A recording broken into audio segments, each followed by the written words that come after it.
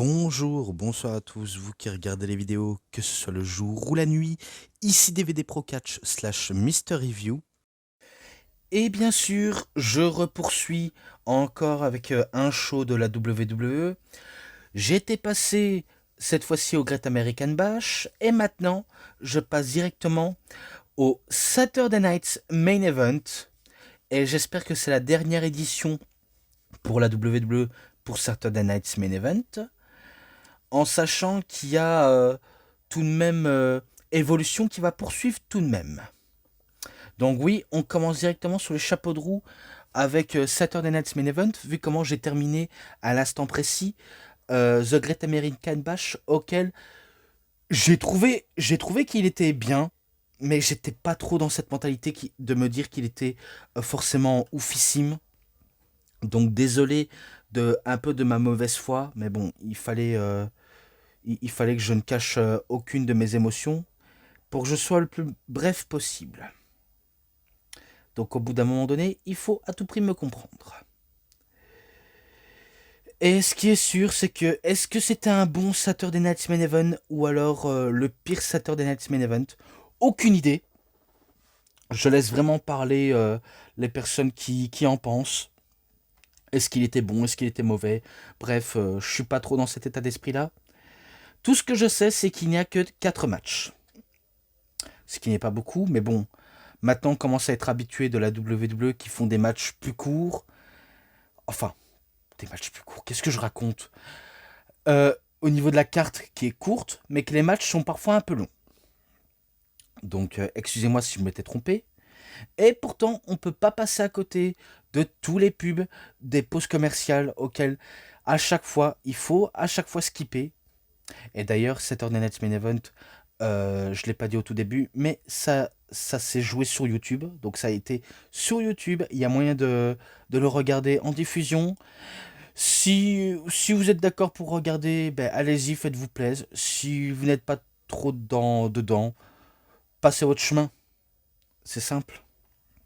Mais bon, assez parlé de ça. Maintenant, on va parler du premier match. Et le premier match, ça concerne Randy Orton, accompagné par Jelly Roll, contre Drew McIntyre, accompagné par Logan Paul.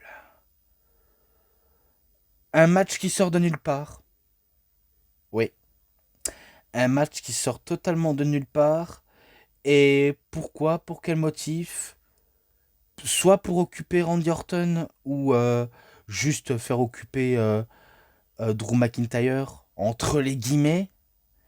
Et pourtant, ce n'est pas forcément le vrai et notamment le cas, vu comment on a eu Jelly Roll qui était arrivé du côté de SmackDown pour nous faire un petit concert et que ça a été gâché par ce rabat-joie de Logan Paul. Donc, est-ce qu'on n'est pas en train de s'approcher d'une future rivalité entre 4 hommes? Et d'ailleurs, spoiler, ça a été annoncé. Ça a été vraiment annoncé pour SummerSlam. Et que je me dis, est-ce que c'est une bonne chose? Je sais pas trop quoi vous dire, hein, si ce n'est que, certes, on a eu le match entre Randy Orton et Drew McIntyre. Certes, c'est cool de voir leur rivalité ressurgir après 2020. Mais je trouve que la WWE, et ça, je suis presque sûr de certains d'entre vous qui le savent, je peux reconnaître que la WWE n'arrête pas de passer son temps à enterrer Drew McIntyre de la manière la plus ridicule possible. C'est un peu comme avec certains d'autres gars auxquels ils adorent enterrer. Je... En fait, plus j'y pense, plus ça m'énerve un petit peu. Et aussi, je commence à me lasser de tout ça, en sachant que oui, c'est pas surprenant. On sait que vous allez faire perdre telle ou telle personne pour nous rabâcher en disant ouais, on a battu un record financièrement, on a battu un record de prix et tout ça. Bref, qu'est-ce que vous voulez que j'en dise de plus? Qu'est-ce que vous voulez que j'en dise de plus à propos de tout cela? Et pourtant, on a eu la petite altercation entre Jelly Roll et Logan Paul. Et que Logan Paul, certes, il a beau faire le malin, mais il s'est fait poussé par Jelly Roll. Et d'ailleurs, ce sera pas la première ni la dernière fois qu'il va se faire bolos par Jelly Roll. Et de l'autre côté dans le ring, eh ben, je sais pas pourquoi, mais pourquoi Drew McIntyre, il passe son temps à faire le mec rageux, à faire le mec vénère, comme lui, comme Lucie, comme Lucifer. Bref, j'ai l'impression que c'est l'une de ses plus grosses faiblesses. À chaque fois quand il s'énerve, à chaque fois quand il est frustré, ça lui revient toujours en pleine gueule. Et que ça lui porte malheur à chaque fois quand il perd un match. Et du coup, ben, c'est sûr, il a perdu face à Randy Orton avec un RKO. Donc oui, il a perdu contre Randy Orton. Et à la fin du match, eh ben, Randy Orton se fait prendre un Lucky Punch de la part de Logan Paul. Puis on a Jelly Roll qui veut sauver son sauveur, son allié, son ami, Randy Orton, en le faisant pousser de l'autre côté du ring. Et qui vient pour checker si Randy Orton tout va bien. Même si Jelly Roll est à genoux, ça l'a pas, on va dire, échappé de toute justesse, si ce n'est que Drew McIntyre lui a fait un Claymore Kick sur Jelly Roll. Et que je crois qu'il lui a dit quelque chose comme ça, Drew McIntyre, qui n'a pas sa place dans le ring, que sa place c'est dans un concert pour faire vibrer les fans, et que sa place c'est pas dans le ring. Un point c'est tout. Donc voilà quoi. Qu'est-ce que vous voulez, qu'est-ce que vous voulez de plus? Pas trop grand chose, si ce n'est que ça s'arrête ici, avec une victoire de Randy Orton et un guet-apens sur la fin. Si vous savez à quel point je suis un petit peu blasé parfois de la WWE. Pourtant, j'essaie de donner du mien, hein, mais à chaque fois, je vois tout le temps les mêmes scénarios que je vois chaque semaine. Même si je n'ai pas forcément trop donné du mien pour la vidéo sur le Great American Bash, j'ai essayé de faire du mieux que je pouvais. Vraiment, j'ai essayé de faire du mieux. Mais concernant un show qui se prétend être old school, et pourtant, quand je vois le Saturday Night's Main Event à l'heure actuelle, je me dis, il est pas tellement old school, hein, en sachant qu'il y a des écrans partout. Les arbitres, au moins, ils ont fait l'effort de mettre une chemise et un nœud papillon à l'ancienne, pardonnez-moi, pour des matchs nommés à l'ancienne. L'annonceuse, donc Liane Garcia, ils ont fait au moins l'effort de lui donner un genre de double micro en tête de mort, suspendu au-dessus du toit de l'arène pour effectuer des annonces, notamment quand il y a un match de championnat. Donc c'est super, mais est-ce que ça en fait un show old school? Non. Non, justement. Je ne retrouve pas l'esprit des années 80, 90, ou voire un peu de 2000. Donc je ne ressens pas ce même énergie qu'à l'époque. Alors qu'à la grande époque, dans les années 80 et 90, c'était spécial. Tellement spécial même. Ah. Donc j'espère pour eux c'est leur dernière édition, hein, parce qu'ils en sont capables d'en faire une autre édition, encore une autre, pour clôturer l'année 2025. Et ce qui est sûr, c'est que ils vont pas s'arrêter ici. Mais bon, dans le public, il y avait des superstars de la WWE qui étaient assis dans le public, même des anciennes superstars comme les Steiner Brothers. Et il y avait aussi Rhea Ripley, Io Sky et même Jet Cargill. Et pourtant, Jet Cargill se fait attaquer par Naomi. Donc il y a du guet-apens à l'extérieur du ring. Les officiels, les arbitres, la sécurité tentent de les séparer. Mais c'est des bagarres que je retrouve à chaque fois, vraiment à chaque fois, du côté de SmackDown, Raw ou NXT. Ça devient très très redondant, c'est très énervant et ça ne me plaît pas du tout. En sachant que ça va provoquer le retour de Bianca Belair, comme si, euh, comme si elle n'avait pas fait son retour il y a quelques semaines de cela.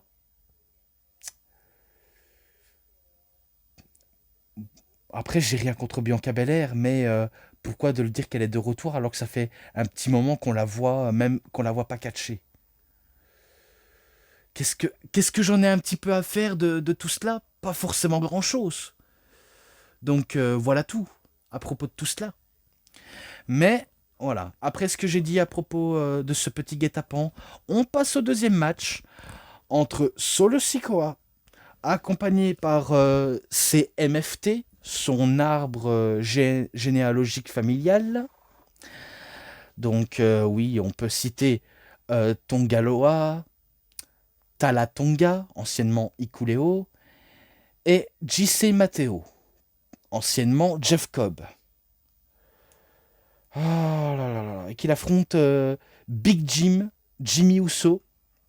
Donc oui, il affronte son frère pour le titre US. Est-ce que peut s'attendre à un changement de titre? Non. Je vous spoil direct, non. Il n'y aura pas de changement de titre. Il y aura eu que des échanges, par-ci par-là, mais aussi non, pas forcément grand-chose, si ce n'est que ce sera Solo Sikoa qui va battre Jimmy Uso, mais avec l'aide de Hikuleo, parce qu'en sachant qu'il va mettre, je crois qu'il va mettre KO Jimmy Uso, mais vu comment il était trop près des cordes, et que euh, Talatonga va utiliser son pied sur le postérieur de Solo Sikoa pour obtenir la victoire de manière fastoche. Et après qu'il a la victoire, les hommes de main de Solo vont se mettre à agresser Jimmy Uso. Donc ils vont l'agresser.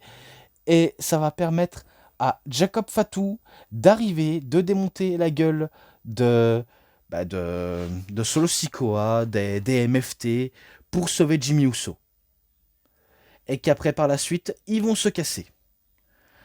Donc, malgré que Solo Sikoa ait gagné, il fuit en mauvais gagnant, alors que les perdants sont, entre guillemets, les gagnants de cette confrontation, vu comment ils ont fait chasser les purs heals. Donc voilà tout à propos de ce match-là.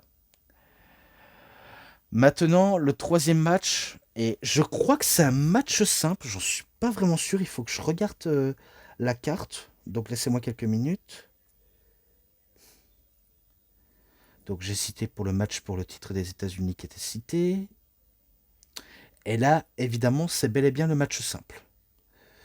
Entre LA Knight, yeah, contre Seth freaking Rollins, accompagné par son Wiseman, l'homme sage, qui se fait appeler directement maintenant Oracle. Tiens, ça me rappelle quelque chose. Oracle, ça me fait rappeler dans Batman, dans la série Batman Arkham, que ce soit à Asylum, City, Night.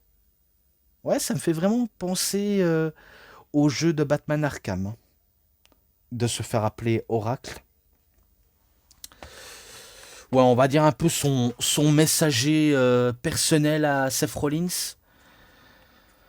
Et pourtant, dans ce match-là, je n'attendais rien de surprenant. Clairement pas du tout. Pourtant, malgré mon côté blasé, à force de faire cette review, j'ai beau dire que il y a quelques matchs que j'ai bien appréciés du côté de Great American Bash, de Saturday Night Main Event moyen, mais que je m'attendais réellement à être surpris sur tous les fonds. Et ce qui va me surprendre, c'est un peu la fin du match entre LA Knight et Seth Rollins. Parce que pourtant, dans le match-là, on s'attend toujours que ce soit Seth Rollins qui gagne cette confrontation. Vu comment c'est l'un des chouchous de Hunter et qu'il en est capable de le surpêcher à 100 000% de tous ses moyens possibles. Et pourtant, il va avoir un imprévu qui va avoir. Seth Rollins va faire un Swinton Bomb sur LA Knight, puis un Moonsault comme un Lion Sault à la manière de Chris Jericho. Et ce qui va se passer, c'est qu'il va se blesser au genou droit, là où il avait déjà été blessé il y a 10 ans de cela, ou presque 10 ans. Et d'ailleurs, en 2024, je crois que c'était au genou gauche ou alors au genou droit. Je me rappelle plus très bien, mais je me rappelais qu'il était blessé dans l'un des deux genoux. Et ben là, il s'est blessé à nouveau. Et ça, c'est vraiment au pire moment. Il se blesse vraiment au pire moment. À tel point qu'il y a eu l'arbitre qui s'inquiétait du sort de Seth Rollins, les officiels et même les médecins. Et du coup, quand tu as des médecins, les officiels et les arbitres, ça signifie qu'ils vont changer le cours du scénario du match et qu'il fallait finir le match au plus vite. Et du coup, c'est ce qu'ils vont faire. Du coup, LA Knight, il va pas réfléchir un seul instant, il va saisir l'occasion, s'emparer de Seth Rollins en faisant son fameux BFT et qui va effectuer le compte de 3 pour la victoire. Donc oui, vous avez bel et bien compris, victoire de LA Knight qui bat Seth Rollins sur une blessure aussi bête soit-il. Hein. Pourtant, une blessure aussi grave au genou, c'est vrai que c'est terrible, mais c'est une des pires choses auxquelles on s'attend pas forcément toujours d'être blessé au pire moment de sa carrière. Enfin, au pire moment, ça a un bien grand mot, hein, si vous voulez mon avis. Mais bon, je crains vraiment pour Rollins. Est-ce qu'ils vont le faire perdre la mallette? Est-ce que ils vont toujours le faire continuer avec la mallette? Que de questions, mais en tout cas, ce qui est sûr, c'est que cette blessure a sûrement changé le cours du scénario du match et que je suis persuadé que c'était Seth Rollins qui devait gagner le match. Et il a fallu qu'une blessure vienne tout sauver pour justement laisser LA Knight gagner. Voilà tout. J'ai pas trop grand chose à dire, si ce n'est que on passe au main event pour le titre du champion du monde poids lourd entre Gunther contre Bill Goldberg. Et d'ailleurs, à ce propos, c'est entre guillemets le dernier match de Goldberg à la WWE. Laissez-moi vous décrire ce qui est décrit comme stipulation. Ouais, il s'agit du match de retraite de Goldberg. Et du coup, pour terminer en beauté, il affronte le champion en titre avec qui il a eu une petite histoire à Bad Blood de l'année passée et qui veut à tout prix rendre des comptes à Gunther.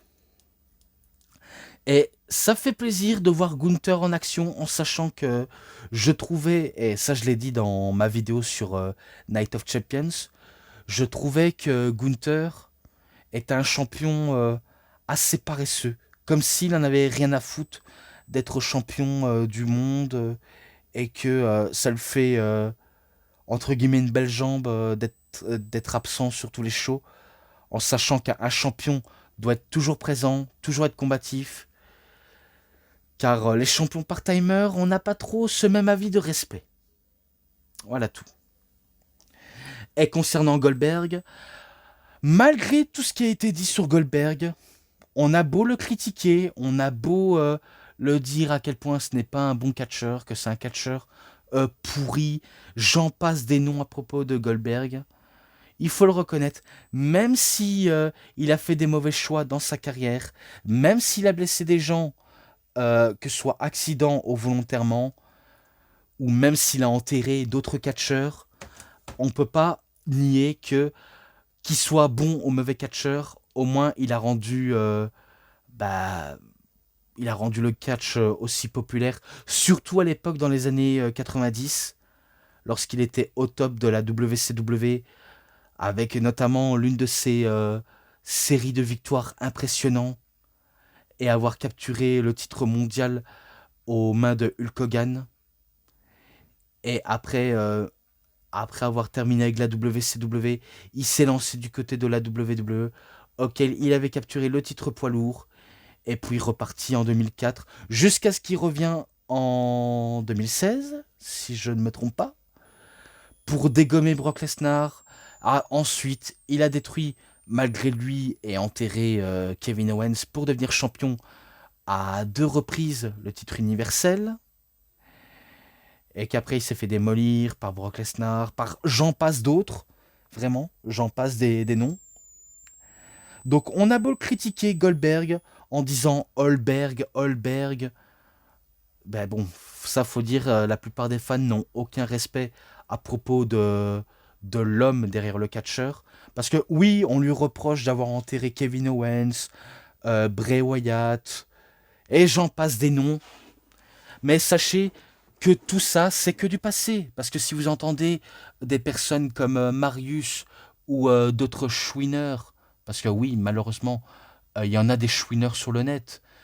Et Marius, quelque part, elle a un petit côté chouineuse. Mais bon, je vais pas la clasher pour autant, vu comment je dis ce qui est vérité.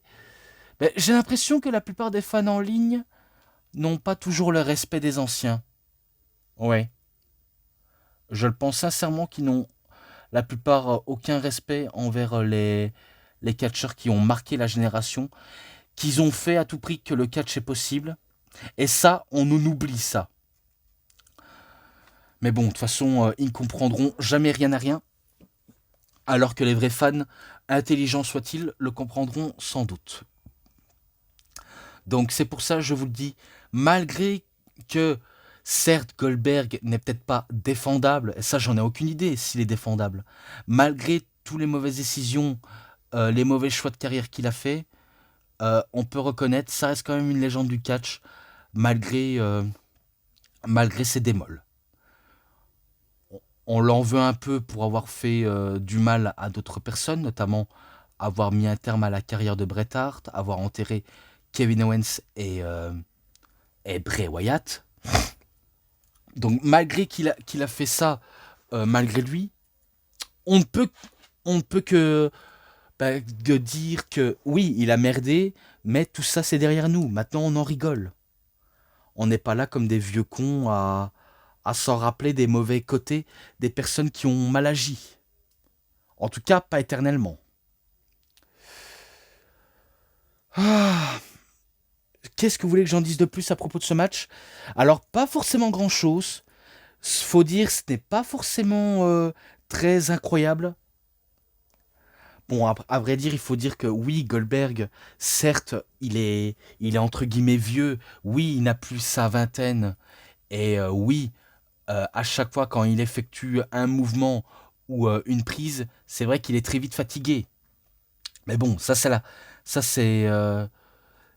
quand on n'a pas trop de cardio ou pas trop de choses à en faire sur le ring, qu'on perd absolument tous ses moyens. J'ai pas tous les mots pour vous décrire tout ça, hein. Si ce n'est que il ne sait faire ce qu'il sait faire de mieux, faire son nécessaire, même s'il a été entouré par ses coachs de, de boxe thaïlandaise et également un de ses fidèles personnes qui était dans la sécurité. Je ne connais plus le nom du gars, mais je sais qu'il avait été accompagné par son fils Cage Goldberg et, euh, et Josh Barnett. Ça, c'est ce qui m'a étonné. Le catcheur de la GCW Bloodsport avec le côté MMA, Josh Barnett. Et que je me dis, ça, j'en croyais pas mes yeux qu'il a été accompagné par Josh Barnett. Donc, malgré qu'il s'est entraîné, malgré la difficulté, malgré la fatigue, eh ben, il a su quand même assurer le match. Je me rappelais les atémies que Gunther lui faisait. Il a pas du tout vendu les atémies de Gunther, à part quand il faut vendre. Là, au moment où il est sonné, Goldberg, c'est sûr, quand il se mange un atémie, il vend comme pas possible. Ça, c'est ce qui est sûr. Et il y a un moment donné, Gunther, il va profiter pour provoquer Cage Goldberg, donc le fils de Goldberg, et qu'il a failli en découdre avec Gunther. Et pourtant, la distraction a permis pour que Goldberg lui fait un spear et tentative de jackhammer, mais c'est un compte de deux. Et d'ailleurs, je crois qu'il va y avoir un ref bump également. Le ref bump, c'était que Goldberg fait un spear sur Charles Robinson et qu'il n'y a pas d'arbitre pour clôturer le match à présent.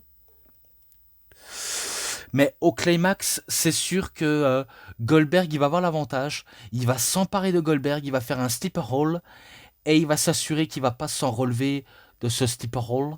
Parce que je suis sûr qu'au fond de lui, Gunther, il est désespéré, il est hanté par ses démons d'avoir abandonné face à quelqu'un comme Jey Uso. Et du coup, ce qu'il veut, c'est l'abandon immédiat des personnes, tout en finissant avec un sleeper roll. Mais lui, il s'attend que son adversaire tape. Vu comment il ne s'est jamais réellement remis de cette humiliation à WrestleMania 41. Donc lui, son obsession, c'est faire taper son adversaire. Et pourtant, malgré toutes les tentatives de faire abandonner son adversaire, eh ben Goldberg y perd connaissance et le match est arrêté. Donc c'est victoire de Gunther qui réussit à mettre un terme à la carrière de Goldberg. Et Goldberg, ben, il va célébrer avec son entourage, notamment avec son fils et ses fans de Atlanta, en disant ben, merci d'avoir assisté à mon tout dernier match. C'est 28 ans de ma carrière de catcheur qui s'arrête enfin ici. Enfin, je l'espère pour toi, Goldberg, que tu vas tenir ta promesse. Parce que, au fur et à mesure, il faut le dire, que lorsque on ne tient pas forcément sa promesse, tu enterres forcément ta légende pour des petits clopinettes. Voilà tout. Donc j'espère que Goldberg va tenir sa promesse. Bon après, on a beau dire que c'est Goldberg qui a décidé autrement, mais on ne sait jamais avec la WWE et TKO. Ils en sont capables de faire continuer Goldberg pour, euh, pour justement montrer à quel point, ben, certes c'est une légende, on veut encore de lui, et il sera très bien payé, et il sera peut-être récompensé. Maintenant, ça c'est leur manière de penser, vu comment ils en sont pas à leur premier mensonge.